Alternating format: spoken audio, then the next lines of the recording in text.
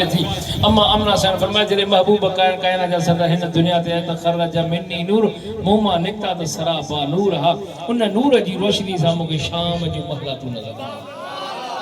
तो तवज्जो रहे। अम्मा अमना सन फरमाया थी त मां डिठो त वण एक बे जे तरफ झुकी करे टामियो मिलाए करे मुबारक पे अल्लाह जो महबूब अची वियो आ। चौपाया मुंह में मिलाए करे मुबारक पे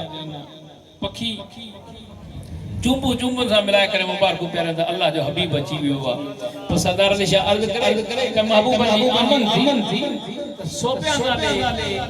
अबू लहब के वणी बुधाए ते ए अबू लहब तू के सोट के पुट जाओ आ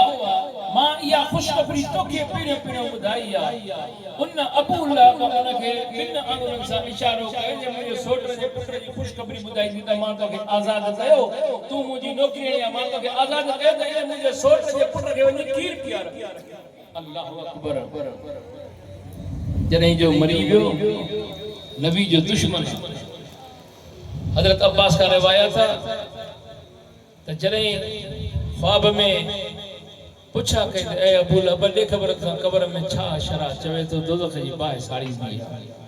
जमीन पीड़ी भी आ पर जे रात मां फाटियो समझी करे खुशी मल्हाई अल्लाह तबारक व तआला उन रात एडी रहमत नाज़िल कंदो आ